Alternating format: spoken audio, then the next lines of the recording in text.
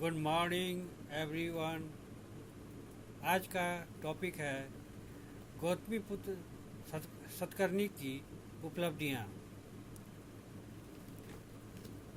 लगभग 200 वर्ष के निर्बल शासन के बाद सातवाहन वंश में एक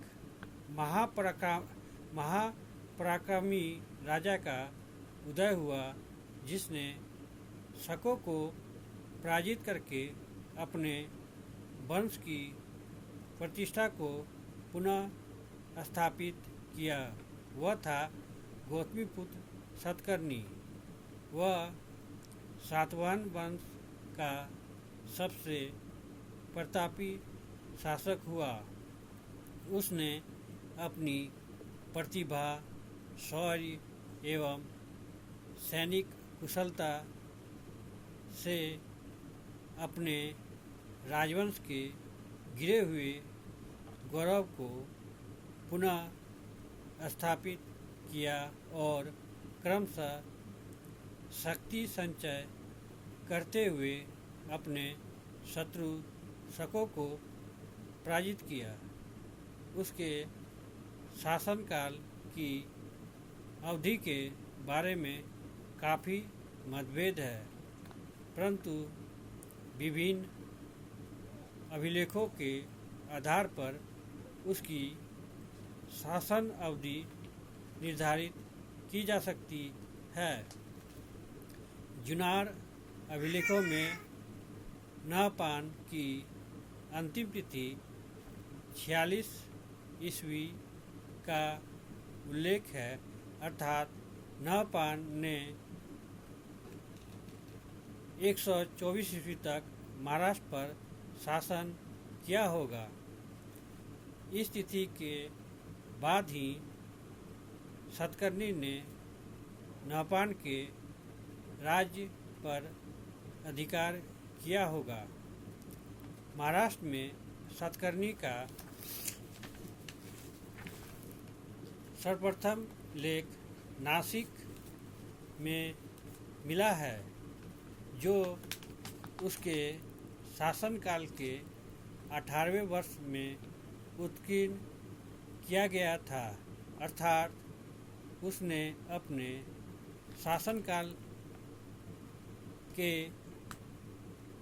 18वें वर्ष में महाराष्ट्र को जीता होगा, जिसका अर्थ हुआ कि वह 106 ईस्वी के आसपास सिंहासन पर बैठा होगा। उसके अंतिम अभिलेख में उसके शासनकाल के 24वें वर्ष की तिथि है, अतः उसने 24 वर्ष तक जो निश्चित रूप से शासन किया ही होगा। इस आधार पर हम उसका शासनकाल 106 ईस्वी से लेकर 130 ईस्वी तक निर्धारित कर सकते हैं। पहला, गौतमपुत्र सतकर्णी की उपलब्धियों को निम्न बिंदुओं के आधार पर मैं प्रस्तुत कर रहा हूँ। पहला, शक विजय। गौतमीपुत्र सतकर्णी ने शकों को परास्त किया, परंतु इसके लिए उसे राजा बनने के बाद पूरे 18 वर्ष तक अपनी शक्ति को संगठित करने की तरफ ध्यान देना पड़ा होगा। उसके शासन के 18वें वर्ष के नासिक अभिलेख, जो गोवर्धन विषय के अमात्यों को संबोधित है, में उस भूमिदान का उल्लेख है जो ऋषभदत्त के अधिकार में थी। यह ऋषभदत्त शक नरेश नहपान का दामाद तथा शक राज्य के दक्षिण प्रांत जिसमें नासिक भी सम्मिलित था का राज्यपाल था। उस समय गौतमी पुत्र सतकर्णी नासिक के आसपास वेन नदी पर अपना शिविर लगाए हुए था।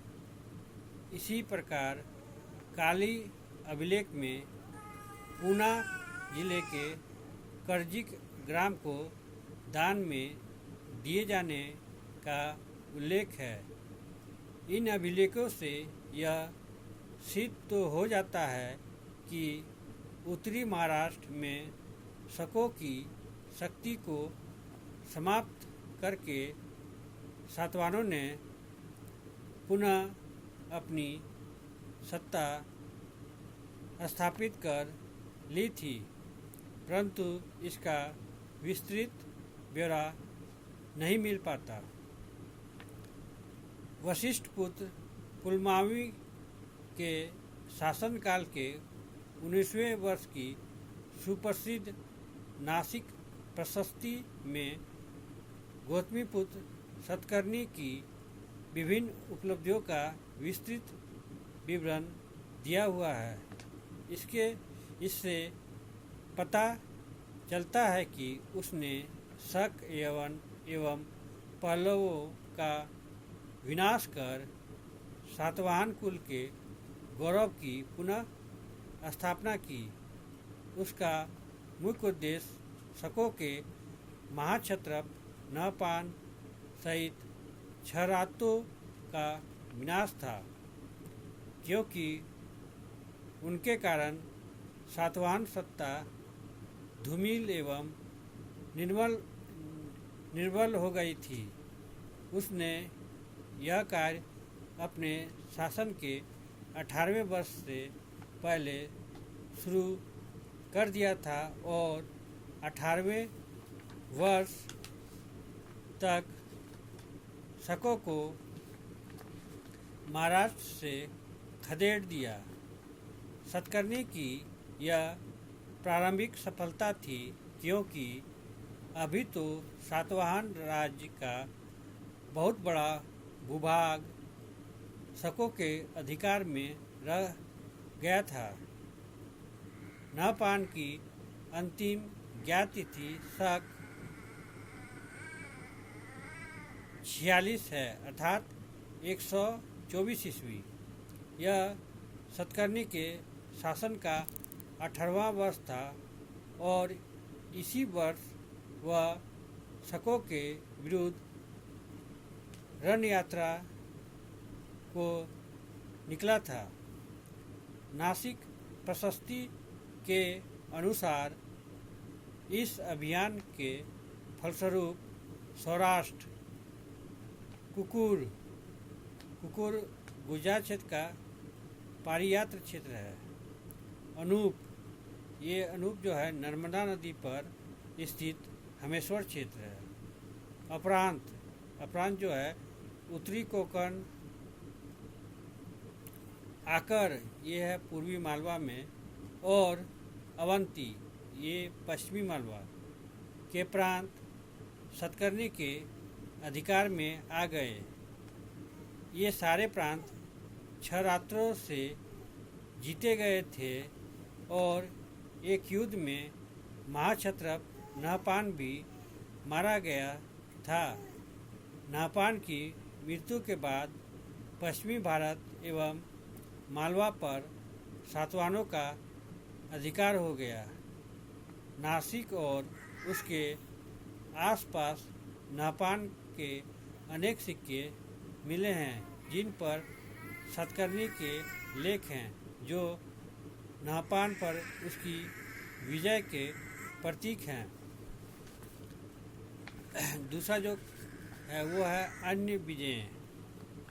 नासिक प्रशस्ति से पता चलता है कि गौतमीपुत्र सतकर्णी ने केवल क्षरातों पर ही विजय प्राप्त नहीं की थी, अपितु अन्य प्रदेशों को जीतकर उन्हें भी सातवाहन राज्य में सम्मिलित किया था।